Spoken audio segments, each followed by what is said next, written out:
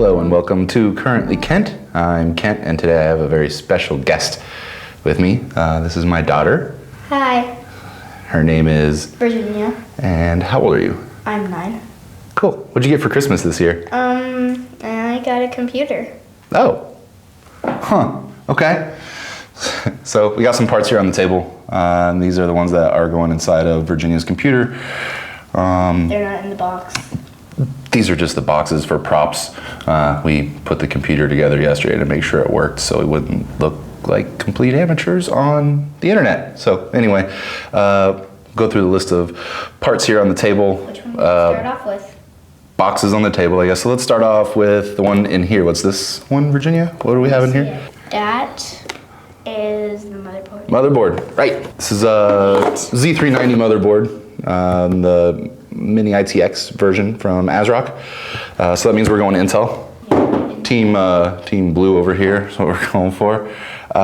Next, I guess that leads us right into right here, the CPU, right? The processor, very good. And then we have harmonicas. These are not harmonicas, however, They're harmonicas. Not harmonicas. It is The RAM. RAM. Harmonica. What kind of RAM is it? It's a Corsair RAM, white, right, RGB. RGB, very good. This one's kind of boring, but it's the M.2 storage that we have, 1 terabyte from Inland Premium. So next up, got these and this little box right here, which is, what's in here? Cables. Cables, yeah. Those are some custom sleeved extensions that we got from Asia Horse, and they are purple. So, yeah, purple. It's her favorite color, so. You can tell. Right?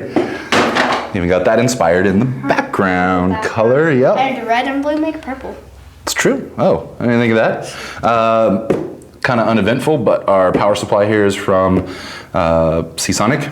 It is 620 watts, fully modular power supply. This is a visual representation of a graphics card from EVGA.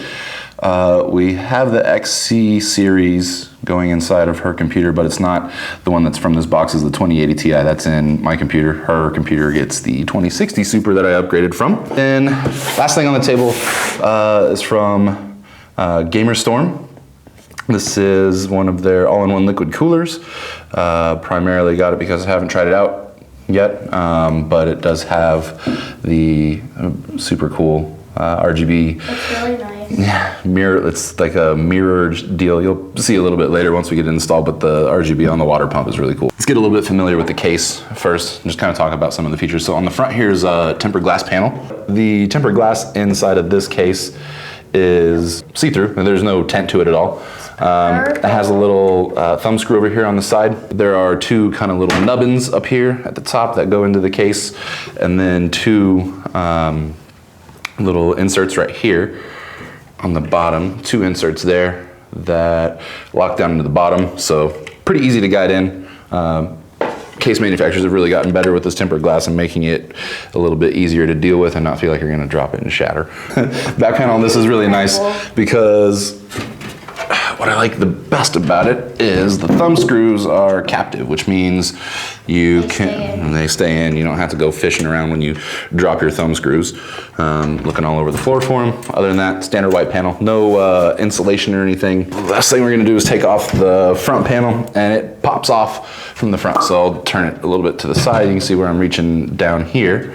And I like to have it kind of toward the edge of the table so I have a little more room to work with, because it takes a good little bit of force. You can get that front panel off. This front panel actually does have a plastic piece in here, probably for sound dampening would be my guess as to their intention, and maybe overall structural support, but whether it actually does that or not, do not know.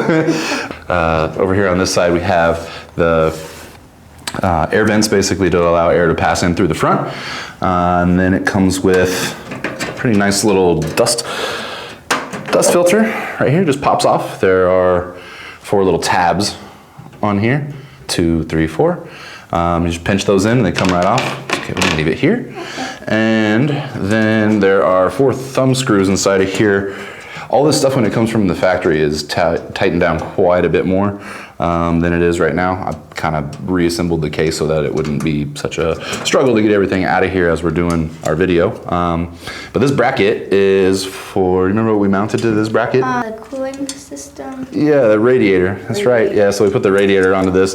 It just makes life easier when you're going to put the all-in-one liquid cooler in. You can just have it housed to this radiator, put it right in, 4 thumb screws, goes in nice and easy.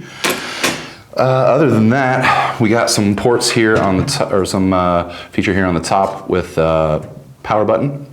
No reset button on this case, not really necessary.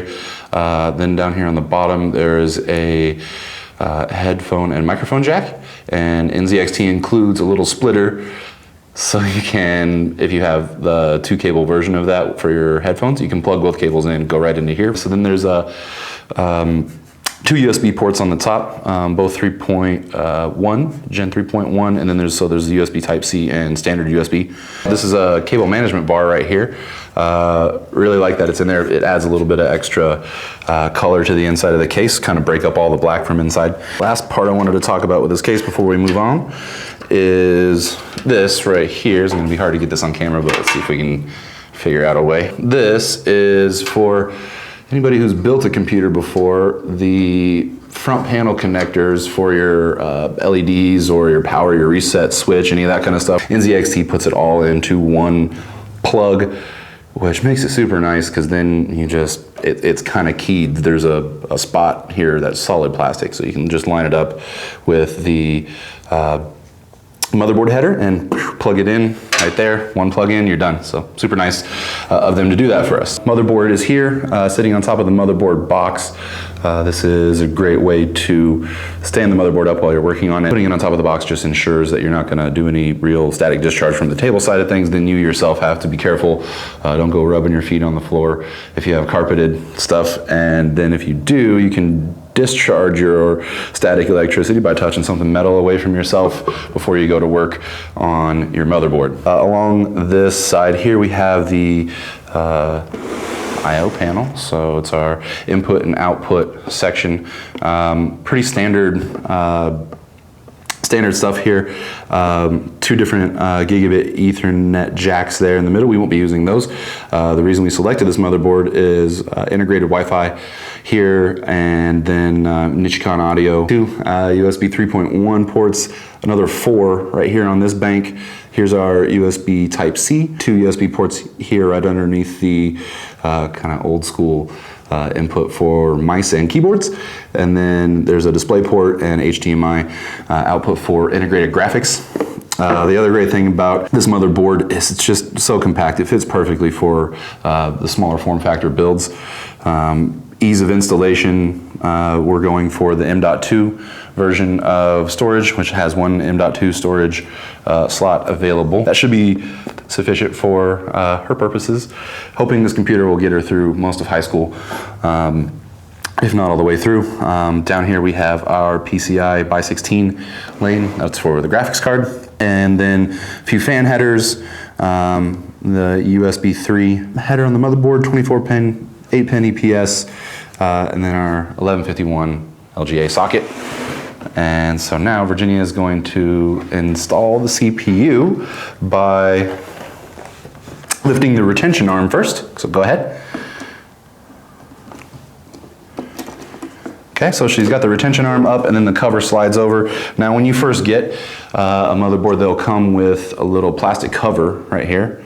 You can see we've kept this and plan to keep this. I usually just put it right back inside the motherboard box, but in the process of shipping, they want to ensure that this gets to you without any, I think the number 1151 is relative to about how many pins are inside of this socket. Tiny pins in here. If you bend them, basically your motherboard is kaput and you have made a pretty crucial mistake.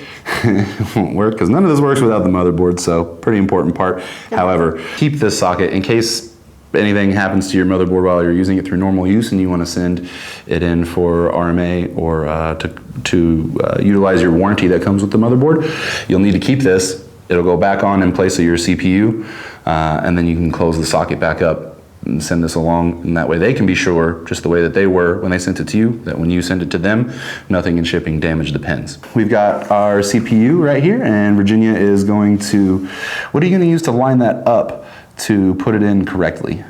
So there is a little triangle right there. Okay. And so the triangle goes where? When we see it on this motherboard, it's over here on the left-hand side. Left-hand side. And every Intel board, to my knowledge, it's going to be relatively the same as you're installing it. You're going to be able to read on the chip itself. It has the product name and brand and that kind of stuff. Yeah, there's some writing on there. Anyway, so as you have the motherboard facing in this orientation, you'll be able to read the writing top to bottom, left to right. And so that's how it'll go inside the CPU. So she's got it lined up there, and it's in. So now that it's in, we just want to give it a gentle little jiggle there to make sure it's seated properly. Now she's going to lower not the whole retention arm, but the cover, and then she's going to lower the retention arm, and this part requires a lot more force than you think it needs to the first time you do it, and it has to go out and around the slot, and boom, there it is. You just installed your first CPU ever. Good job. That's a pretty nerve-wracking part for most people, but this kid's got ice in her veins, so it was no problem, right? Okay, so next let's get a few tools out here that we're gonna need along the way. Phillips head screwdriver. Later on down the road, when we go to do tidying up of cables, we're going to need some side cutters. We have a little smaller Phillips head screwdriver. Magnetic. And yeah, all of our screwdrivers are magnetic. It goes a long way to building your computer when you have these tiny little screws and they try to run all over the place. What's this thing called? That is the I/O shield. Nice, 10 points. Okay, so this is the I/O shield. It's eventually going to go on to our NZXT case, and it goes on to the side of the case. Then you put the motherboard in. One, it helps line things up, and two, it helps keep any debris from coming inside of your case that could be potentially damaging to the parts and components inside. So don't want to forget this. That's why I've kind of set it on the table to make sure that we don't forget to put that in. Otherwise, you got to take the whole motherboard out, put the I/O shield in, and then go back to work. So up next, Virginia is going to install our storage. Storage. Which is what type of storage? Ultra M.2. Yeah, M.2 is what people call it. I don't know why M.2 instead of M.2 is what they came up with, but that's what everybody calls it. This storage right here is incredibly fast first. For read and write speeds, it's very fast. And then also, you can see size-wise, I mean, we're talking about maybe a stick of gum in size. This thing's tiny, and it has a terabyte worth of storage on it. Yeah, about the size of a stick of gum. Wow, that's cool. Things to note, the M.2 storage has a little cutout on one side of it, and where we're going to put it into the motherboard, there's also another little cutout. So that helps you line it up. It can only go in one way. Go ahead and hold the M.2 storage and put it into the motherboard. There it is. So it's slid in. Cool. Get a little more angle, like toward us, up. Lift up a little bit, and then push in. Is it in there? Mm-hmm. Cool. Almost. Oh. All right, next part. This is a tiny, tiny little screw. So these magnetic tip screwdrivers are great because you can apply this very small screw. We need to hold down, we're gonna wanna hold the M.2 storage down. Yep, and then you'll just go to screw it in. It takes about 2 or 3 times around. All done. That was easy. Good. All right, time to install some RAM. This is the Corsair RAM that we're going with. White is just a static part. The RGB part is also a static. So with the modern day RAM, this is DDR4 RAM, so double data rate, I believe, is DDR. So these are 3200 megahertz cast latency 16. So all that information is on this side of the stick of RAM, and while we're looking at it, we can see the little slot right here helps you to determine which direction the stick will go into the DIMM slots. And the other side has the Vengeance RGB Pro and all the logoing and branding and stuff from Corsair on that side of it. So Now Virginia, let's get her in here to put in both these sticks of RAM. Our motherboard only has 2 DIMM slots, so it makes it pretty obvious as to which slots they go into when a motherboard has more like 4 or 8. You'll have to take a look at your motherboard manual to determine which slots you are going to put those in. If you only have 2 sticks and 4 DIMM slots, you're going to need to pay attention to the orientation in which you put your RAM in. If you put them in, usually it's not together, usually you skip a space to install those to get the proper speed and timings of your RAM sticks. Press down on the retention clip, and so now she's going to install it. Make sure that you're not putting it in backwards. So you're going to look at the little notch that's taken out of the bottom, and does get a little bit finicky sometimes. You want to put it into both ends and press down, so now it's nice and level. Then she's going to go and place her thumbs on the corners and press straight down till you hear a click. 2 clicks that time. All right, let's put the next stick in. Since I'm on this side, I'll do this one, okay? I hurt my thumbs. What'd you say? I hurt my thumbs. Really? Yeah. Oh, gotta get you some strength training on those thumbs. All right, so line it up vertically and then press down, straight down. There were the clicks. I probably talked right over the clicks. I apologize if that was the case. Is there anything left to do on the motherboard before we set it aside? Nope, we got it all. Great. Actually, we did forget a part. I have it sitting here on the table. It helps us remember it. So for our cooling solution, then we have the all-in-one liquid cooler. Inside the case, it comes with this bracket right here. So some assembly's already been done to this. You'll see on one side here it says Intel, on the other side it says AMD. Looking through the manual that comes with our all-in-one cooler, determining that whichever CPU style you have, that brand will face the inside of the board as opposed to what you'll be able to read once you install it. Most of these coolers have something fairly similar to this, where there is kind of the longer mounting screw that goes inside of one of 2 different holes, and then kind of a little plastic boot that helps hold the screw in place. And these things are so incredibly helpful to keep the screws from coming out as you're making your installation. Now, here on the motherboard there are 4 holes, 4 screws, so it'll go into the motherboard from the back side. And in fact, this is called a back plate, so you can keep it in place by holding onto one as you're setting it down so it doesn't fly all over the place. What I like to do is take a couple of the nuts that come with it.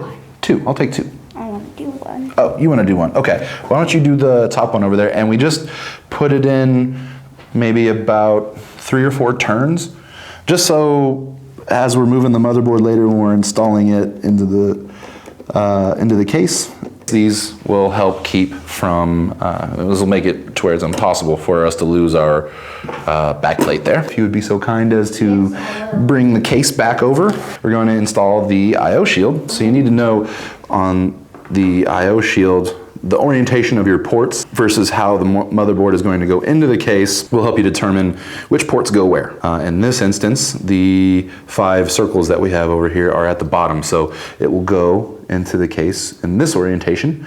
And so now Virginia can do her best to put this in. Now press in on the corners until you hear it click. Our I/O shield has been successfully installed. Next up, let's go into our supply of screws and make sure that we have our motherboard screws first. How many do we need, Virginia? 4. 4? Yeah, 4 for this motherboard. 4. And case combination.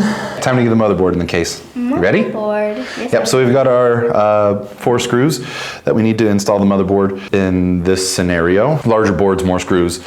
And you can see Virginia is displaying these 4 screws that we need. Inside the case there are 4 standoffs. Right here, this will keep the motherboard from touching the metal sections of the case. Next, we're gonna install the motherboard, and I believe this is one of the things you wanted me to help you do, is that right? Make sure it gets in there properly. I use the I/O shield in the beginning to kind of guide it in, line it up with the standoffs. Now Virginia's gonna come in and drop the screw. Begin putting them into the 4 holes that we need them to go into. Better roll up this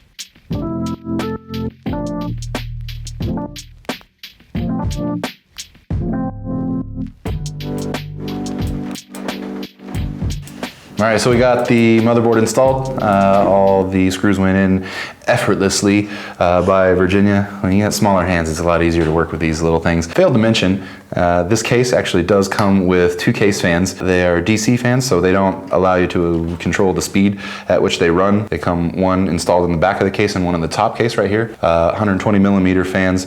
We've taken those out and it makes this process quite a bit easier. Another thing that this does come with is a dust filter. Yeah, dust filter right here that slides out of the bottom where the power supply will go in, which I think that's what we're doing next, isn't it? Yes. Virginia? Yeah. So this power supply from Seasonic, and pretty much every power supply, is going to have a fan on one side of it. The fan is meant to draw air into the power supply, get vented out the back. So that means that we want the power supply facing down. So it's going to pull air in from the bottom down here and then exhaust the warm air out the back. This side of it here is where all the cables get plugged in to the power supply. We have our 24-pin cable here, a cable plugged in for SATA power.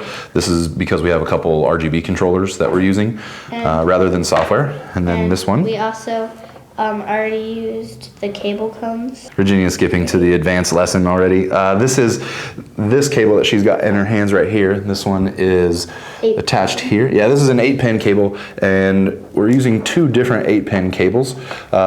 This one will be for the graphics card, and this one will go to the 8-pin EPS connector on our motherboard. And then this is our 24-pin that will be connected onto the motherboard as well. So we've got 2 going to the motherboard, one SATA power that will kind of hang out in the basement of the case, and then another one that's going to attach to our graphics card. Power supply comes with screws included.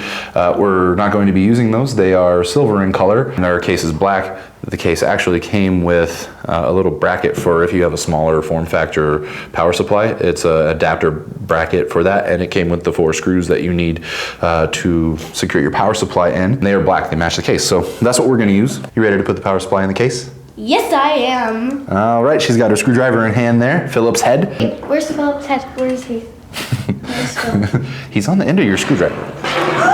Philip, I'm so sorry.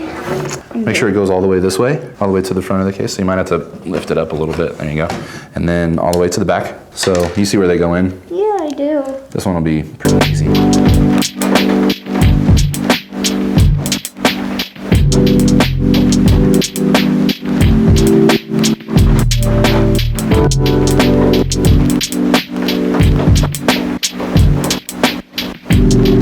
All right, so our power supply has been successfully installed by Virginia.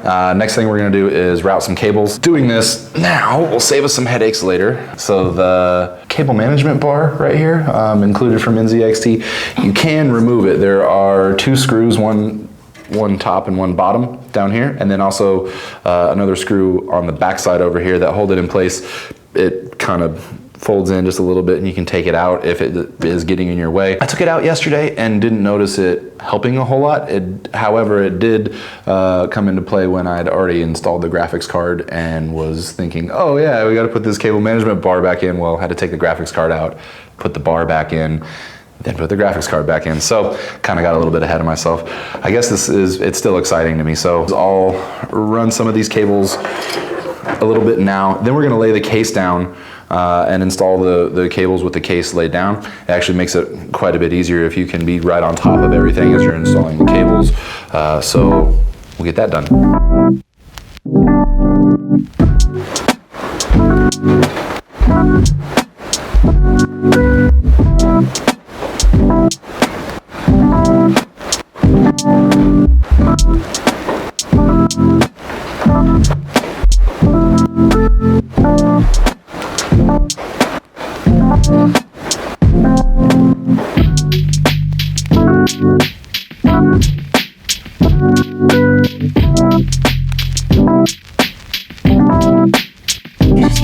All right, so we've got the cables passed through the backside and up into the front of the case. Virginia's gonna start installing some cables, so here we go. She's gonna start with the 8-pin EPS cable going up in the top of the case, top left. Push it down until it clicks. Click, nice. That one is in. And just double check your work. Okay, then go with your front panel connector. Okay. Next, I'll hold this one out of the way. Front panel connector is on the bottom there. Make sure you line up plug orientation correctly, or the pin orientation. Does it click or no? Should click. You don't have to push too hard. It'll slide in there nice and easy. Good. Yeah, it's on. Cool. Next up, you'll do the USB 3. It goes here. Yep, goes in the plug that looks like it's the right size for that. Click. Yeah, I think I saw the click almost as good as I heard it. Yep, it's in. Okay, 24 pin cable. Now the 24 pin cable has a little clip. A couple of these cables actually have clips on them so you can figure out which direction they'll go. 24 pin cable does require a good little bit of extra force in it, so there needs to be another click after the first click sometimes. So let's flip the case back up and we'll pull some of the slack through these cables.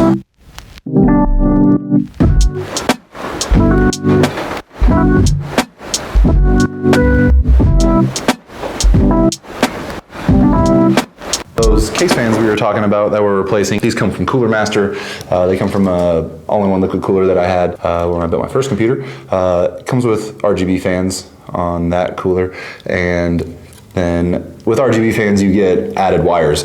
So a little bit of a deterrent for some people when it comes to it, but just one extra wire per implementation of RGB, usually one more extra wire. So these fans, however, are PWM. There's 4 pins that connect to each of these fans, and the 4th pin allows us to do what, Virginia? What do we get to change because we have the 4th pin? Control the fan speed. Yeah, we can control the fan speed. These fans, since they're for radiators, they can go up pretty high in RPM and move a decent amount of air for a 120 millimeter fan. And the 4 pin just gives us a little bit more control over whether we want it to run quietly or quickly. And then the next cable over is another 4 pin cable, and this time it's for the RGB. This is the 12 volt version of it, so it's not addressable RGB, which gives you all the fancy patterns. This just gives us kind of a few options, but for our purposes inside this case, it actually is all that we need now.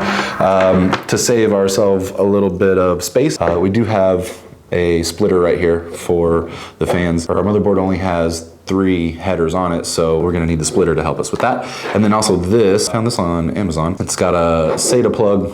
There we go, SATA plug on one side, and on the other side, it's split out into 2 4-pin connectors for our RGB. And then there's a little controller right here in the middle. We can adjust the patterns and the color and the speed of the RGB implementation. This is something to kind of keep us away from using too much software that controls RGB. Ends up actually affecting your performance a little bit and kind of slow things down for you. I think for what you're gonna use it for though, it wouldn't matter, but just the principle alone. And I kind of wanted to try it out and see how it works. So it gave us enough options, right, for what we were looking for yesterday. So at the end of us doing this, I'll get some footage of just the computer running by itself with the lights, so you can kind of see how it all comes together at the end. What do we got on the table right now? We have got the the cooler. Did a little bit of prep work on this already. The radiator is this section, just like a radiator in your car. It's got fins, water inside of it, probably mixed with some other chemicals to keep it from making the metal corrode. Right here we have the CPU block, so it's a water block. You basically install these brackets to the cold plate, then a pump inside that helps move the water through the radiator tubes here, and then also we have a couple fans installed on the front, so this will pull air in through the radiator and help cool the liquid as it moves through the fins on the radiator. And then coming off of this, we have 2 cables. One of them is for RGB, and the other one is for controlling the speed of the pump. Inside of the box, you also get brackets that you need to do either AMD or Intel. And in fact, this has 2 different brackets for Intel, one for a different style of Intel socket, and also for the 1151, which is the current generation processor socket size. And then it also comes with a little controller right here. So similar to the one that we're using for the fans, it has SATA power instead of Molex, which is really nice. And then a connector right here that will connect with the cable coming off of the water block. Then there's a little controller switch in here that allows us to change the RGB that's inside of the top portion of the water block right here. It's basically just for the visuals. So that part will be hooked up as well. And so we'll get this inside the case next.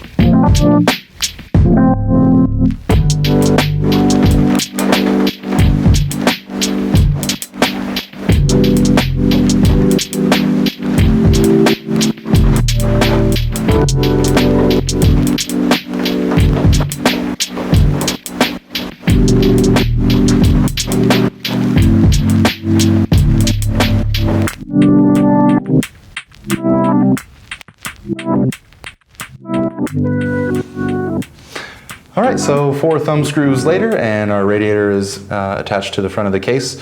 And so what we're gonna do next is... We're going to attach the water block onto the CPU. Good, yeah. Actually, why don't we apply the thermal paste. The thermal paste will go right on top of the CPU. And like I said, we don't really need a whole heck of a lot of it. Usually a pea size is plenty, so that'll be good. Yeah, we're gonna stand the case up and I'll have Virginia hold the bracket on the back while I apply the block to CPU.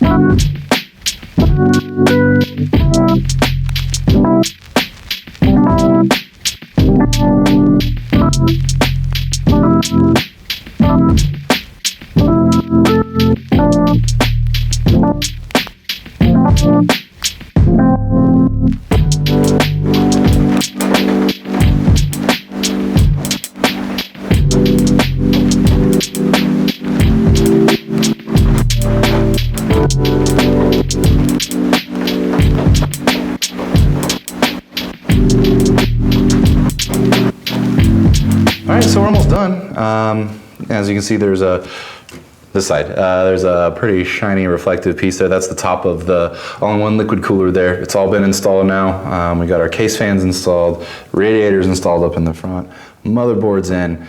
Last step we're doing now is what? The graphics card. Yeah, and the graphics card means we're almost done, so it's pretty cool. So we'll get that installed next. All right, so we've got the graphics card now. There's the front of it, so you can see. This is our EVGA GeForce RTX 2060 Super. Does that mean it was made in 2060? No, it doesn't. That'd be the future. This graphics card is not from the future. It's actually from this last year. We got some different ports available to you to run to your display from the back of the computer. And then this is the area where you're going to plug it into the motherboard. You ready to do this part? Yes, I am. Okay, so let's get in and look here on the top is another clip that needs to be depressed and pushed down. We've removed the 2 PCIe slot covers right there. And so we're ready to install the graphics card now. As soon as I can get out of the way and let Virginia put this in. So just make sure that you got 2 hands available to you. And you want to kind of get it in to where these 2 pieces are going to go in first. Yeah, keep going. And then make sure you're lined up really nicely. Hold on. Don't push yet. Okay, so now you're lined up over the slot and you can go ahead and push in. Good, gets a click. Nice click. Yeah, nice click on that one, huh? We'll go ahead and plug in the power to the graphics card. And then Virginia is going to put the last 2 thumb screws in right here to continue to secure the graphics card. Yeah, one right there.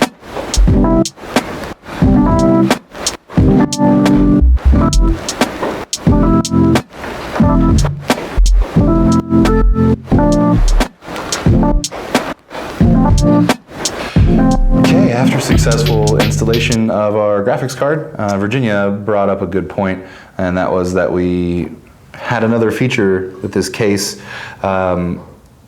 NZXT is pretty cool with this. I like this little feature. It's just one little plastic piece right here. Hold it. Okay, one little plastic piece right there. It's adjustable. You can, when you loosen it, you can make it go a little bit taller, but it's a GPU support bracket.